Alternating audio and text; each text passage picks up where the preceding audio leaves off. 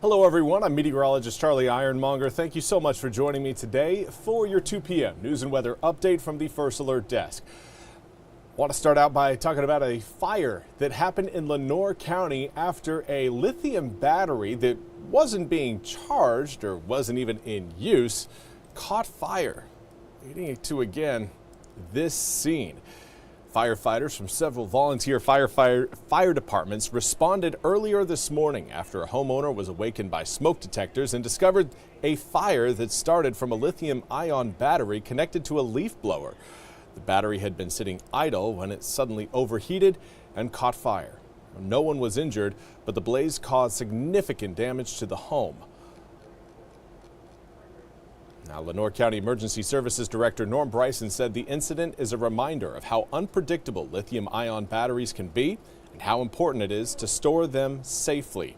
Storing your lithium-ion batteries in an outdoor shed not attached to your home is a good idea, so if it does catch on fire, it's the shed and not your home, end quote. Now, lithium-ion batteries are found in everyday devices like power tools, e-bikes, scooters, laptops, and cell phones. While convenient and widely used, they can pose a fire risk if they are damaged, stored in high heat, or charged improperly. Bryson emphasizes that the goal is awareness, not alarm. He said, quote, "We aren't trying to cause panic. We want people to be aware. If you have them in your home, just store them properly. These batteries will be around for a long time in everything we have today," end quote.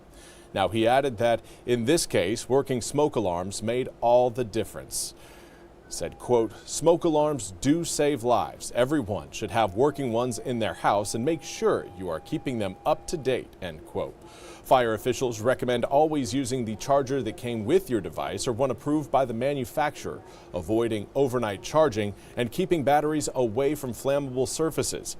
They also stress the importance of recycling old or damaged batteries at proper collection sites instead of throwing them in the trash.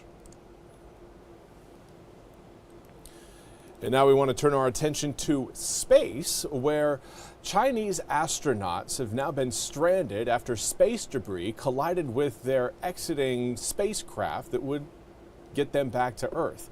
NBC's Janice Mackey-Freyer has more on the latest from space from London.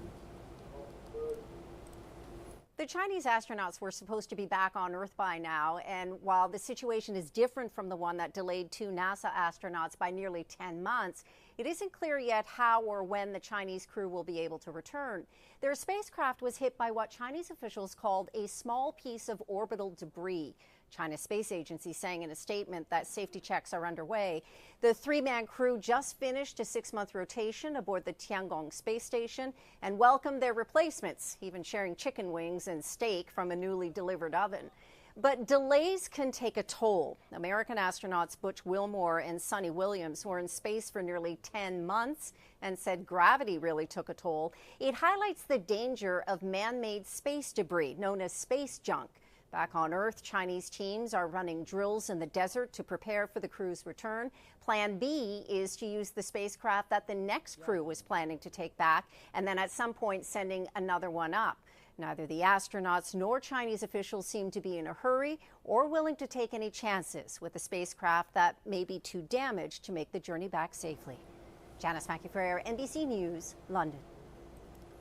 Thank you very much, Janice, for that report. We now turn to your weather forecast. Everything looking cloudy outside right now. I know earlier, so far this week, it's been a very sunny week, but you know, things, of course, just got to turn at some point. Now, we know, again, for today, we are going to see some raindrops come down, and that's exactly what we've got going on across parts of eastern North Carolina. Now, the good news is, I know when you look at this picture, your eyes obviously go to eastern North Carolina. Got kind of just a little disturbance there, kind of cruising up the coast and moving a little bit far enough inland to get some areas wet. But that boundary further back to the northwest certainly seems like it has our number. But I do want to caution you that the mountains are going to do a very good job of eating up a lot of that moisture. Yeah, we could certainly see some drops squeezed out of that system, but I think we're actually going to see more drops this afternoon on the system that's kind of cruising by the coast than what we're going to have coming up for tomorrow.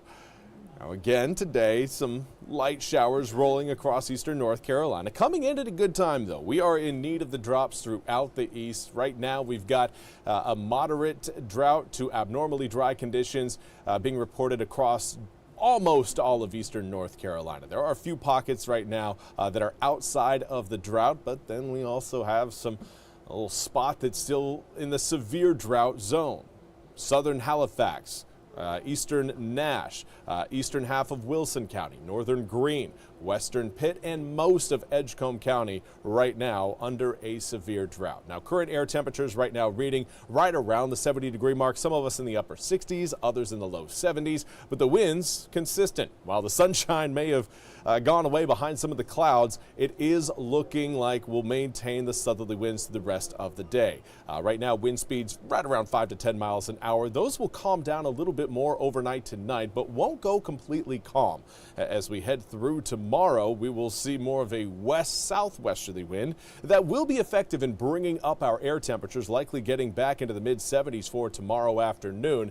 But it's Sunday that will take the cake as far as heat goes. 74 degrees Saturday, 80 on Sunday. I hope you guys get out there and enjoy those 80-degree air temperatures on Sunday, because the following day, Monday, we're going to be about, well, why not, 25 degrees cooler. Talk about a drop. And it's not even just your daytime highs from Sunday to Monday.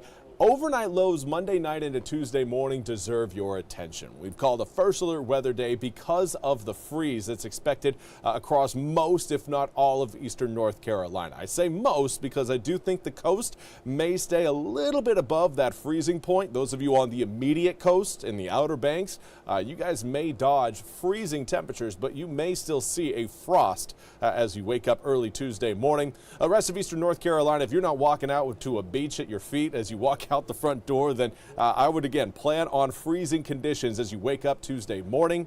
Then we'll warm up through next week. 50 degrees Tuesday turns to 60 degrees Wednesday, 64 Thursday, and well, Friday we're back to 60 degrees. But overall, again, it's the Monday night into Tuesday morning part of the forecast we really want to bring to your attention, because after Sunday, I know a lot of people are going to be saying, all right, love some heat, let's keep it going, and it's really not going to keep going. So again, keep those jackets handy. You're going to need them next week starting on Monday.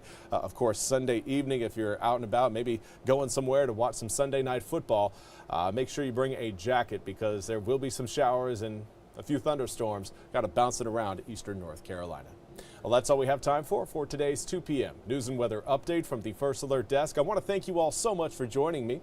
We'll be back with more news and weather coming up at the top of the hour. Until then, have a fantastic Friday.